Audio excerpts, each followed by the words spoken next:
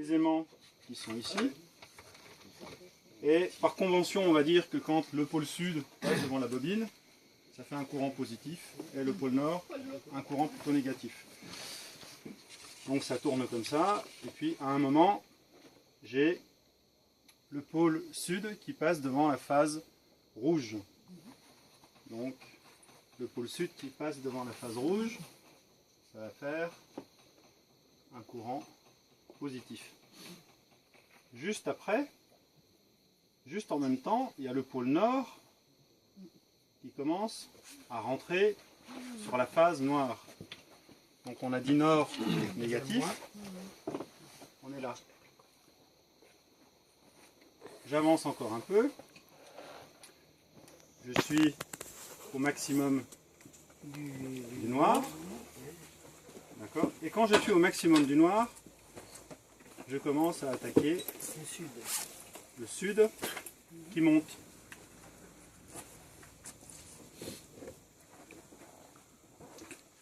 Mais en même temps que je suis au maximum du noir, que le bleu, au minimum du noir, que le bleu commence à monter, le sud il décroît, je sors de la partie sud. Je sors avec l'aimant polarisé sud de la bobine rouge. Donc je suis là. J'ai fait le maximum négatif du noir avec le nord et je vais attaquer le sud sur la noire. Donc non, je me suis trompé, j'ai décalé. Là je suis sur la même. Bon, on commence ici. Je suis au maximum sud rouge. En même temps, je descends sur la bleue.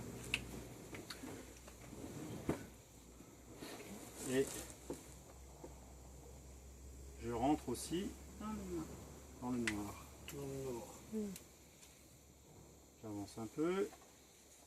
J'ai fini le minimum avec nord sur la bleue et je vais attaquer le plus. Donc, non. Pas de bonne couleur. Donc je monte en bleu ici. J'ai fini le sud sur la rouge. J'attaque la descente. Et la noire, j'ai fini le moins que je passe sur le plus. D'accord? Et quand on enchaîne tout ça, on voit bien nos trois sinusoïdes qui se dessinent.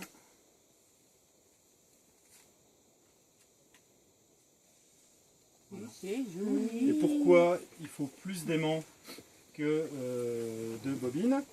Parce que si on avait autant d'aimants que de bobines, on ne pourrait pas avoir ce mécanisme de je sors d'une bobine et avant d'être complètement sorti, je rentre sur une autre.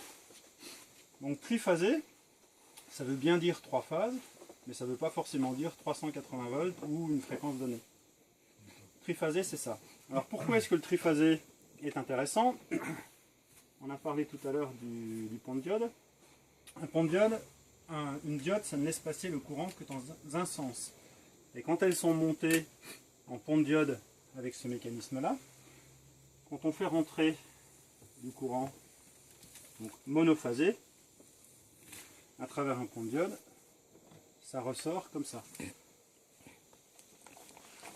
C'est-à-dire que tout ce qui était en dessous passe au-dessus et on n'a plus que du positif. Là, j'ai pas encore du courant continu. C'est plus du courant alternatif, c'est du courant redressé, mais j'ai encore une alternance. Si là j'avais moins 6 plus 6, ben maintenant j'ai plus que du plus 6, mais ça varie quand même entre 0 et plus 6. Et plus 6. Si je redresse du courant triphasé, donc je trace la ligne des 0 ici, je vais avoir en fait ça, tout ce qui est au-dessous disparaît, ça et le bleu ici. Et vous voyez que quand on fait la somme des trois, ben on n'a plus quelque chose qui descend à 0 parce que Quand celui-là est au minimum, celui-là et celui-là est à moitié. Ouais. Et quand on fait le total, Ah ouais. donc 1, 2, Ça 3, fait un tout le temps. on a un truc qui ressemble à ça, avec ici une très faible variation de, alors je crois que c'est 1/12e ou quelque chose comme ça. Et on a presque du continu directement, en redressant du triphasé. Donc c'est intéressant de générer du triphasé, parce que comme il l'expliquait dans le petit film, on optimise la force disponible, l'espace disponible,